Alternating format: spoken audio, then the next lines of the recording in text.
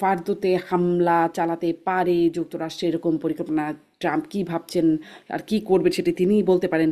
আমি একটু এটা জানতে চাই জনাব ডক্টর আকমল হোসেন আপনার কাছে, যে এইরকম সক্ষমতা, কারণ আমরা জানি যতটুকু জানি আর কি, যে ফার্দো সেটি পাহাড়ের নিচে একটা স্থাপনা, সেটিকে হামলা করে ধ্বংস করে ফেলবার মতো পরিস্থিতি বা সক্ষমতা কি আছে? ফার্দোর নিরাপত্তাটা আসলে কেমন, কতটুকু? আচ্ছা, আমি আপনাকে এই প্রশ্নের উত্তর দেওয়ার আগে আরেকটা পয়েন্ট আমি ভুলে গিয়েছিলাম তখন বলতে। সেটা হচ্ছে যে 2015-তে একটা চুক্তি হয়েছিল, কম্প্রিহেন্সিভ প্ল্যান অফ অ্যাকশন বা এই নাম দিয়ে, যেটা ইরান ইরান এবং অন্য দিক দিয়ে আহ, America, Britain, France, Germany, China, এরা সবাই ছিল। এবং সেই চুক্তি অনুযায়ী ইরান তার পরমাণু যে পরীক্ষা সেটা বন্ধ করেছিল বা করবে এরকম প্রতিশ্রুতি ছিল। এবং তার পরে মানে তার আহ, রেজাল্ট হবে যে ইরানের উপরে যে অর্থনৈতিক বিধিনিষেধ আছে সেগুলো প্রত্যাহার করা। এটা 2015-তে করা হয়েছিল, তখন প্রেসিডেন্ট ছিলেন বারাক ওবামা।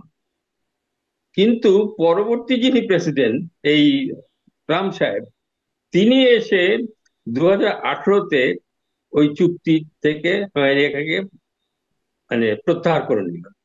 এবং আমেরিকা প্রত্যাহার করার কারণেই আর এটার কার্যকারিতা থাকছে না। তো সুতরাং ইরানকে যে অস্ত্র তৈরি করার অভিযোগে অভিযুক্ত করা, সেটা তো আমি মনে করি কোনো মরালি কোনো জাস্টিফিকেশন নেই, বা লিগালিও না। কারণ আপনি যদি ওই চুক্তিটা তখন টিকতো, হুম। ওই কম্প্রিহেন্সিভ প্ল্যান অফ অ্যাকশন, তাহলে আজকের এই পরিস্থিতি হয়তো হতো না। এই এক তারপরে এবার আপনি যেটা বললেন যে পার্দোর ভেতরে যে মানে পাহাড়ের নিচে যে আহ, আপনার পরমাণু যে ইয়েগুলো রয়েছে, স্থাপনা, পরীক্ষাগার, সেগুলোকে ধ্বংস করা দরকার।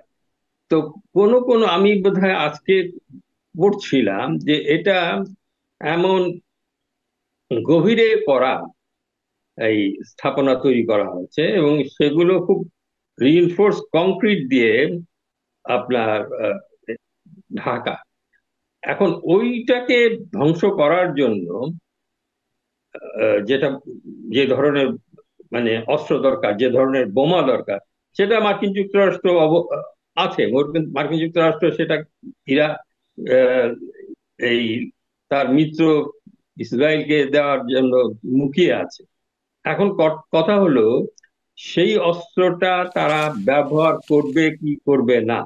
কারণ এটা ব্যবহারের ফলাফলও তো আছে। তার মানে এটা শুধু ওই ধ্বংস তৈরি করবে, মানুষ ক্ষয়ক্ষতি হবে তা না, এর একটা প্রতিক্রিয়া তো আছে আন্তর্জাতিক। তার মানে আন্তর্জাতিক সম্প্রদায় যতই নিশ্চুপ থাকুক না কেন, কিন্তু এই ধরনের ঘটনা ঘটানো এবং কোনো কারণ ছাড়া, তাহলে তার কি নতিজা, তার কি ফল হতে পারে? আমরা ইরাক দখল করেছিল আমেরিকানরা মিথ্যা কথা বলে, কিন্তু সেই ইরাকে তাদের যে পরিমাণ লোক ক্ষয় হয়েছে পরবর্তীকালে, বা ইরাকের একটা স্থিতিশীল সমাজকে ওলট পালট করে দিয়েছিল ওই ঘটনা।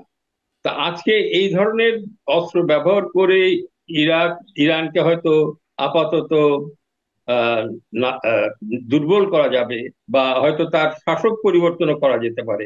কিন্তু তাই বলে ইরানের অন্য সাধারণ মানুষের ভেতরের কোনো প্রতিক্রিয়া হবে না, বা নতুন করে ইরানের ভেতরে নতুন নতুন আঘাত করার মতো রাজনৈতিক শক্তির জন্ম নেবে না, এটা কিন্তু আমরা বলতে পারি। কারণ ওই যে আহ, আহ, আমাদের অ্যাম্বাসেডার সাহেব বললেন যে ইরানিদের একটা ঐতিহ্য আছে, দীর্ঘকালের ইতিহাস আছে, যে তারা বাইরের কোনো হস্তক্ষেপকে মেনে নিতে চায় না। এবং ইরাকের বিরুদ্ধে তারা লড়াই করেছে, সেই লড়াইয়ে তারা শেষ পর্যন্ত ইরাককে বাধ্য করেছে তার সাথে শান্তি ইয়ে যুদ্ধ বন্ধ করার ক্ষেত্রে। সুতরাং আমরা ওই ইতিহাসের ওই ঐতিহ্যের কথা ভেবে হয়তো বলতে পারি যে এই অস্ত্র ব্যবহার হলো, সেটা শেষ বিচারে আপনার লাভ হবে না, মানে আমেরিকার লাভ হবে না, ইসরায়েলেরও লাভ লাভ হবে বলে আমি বলি।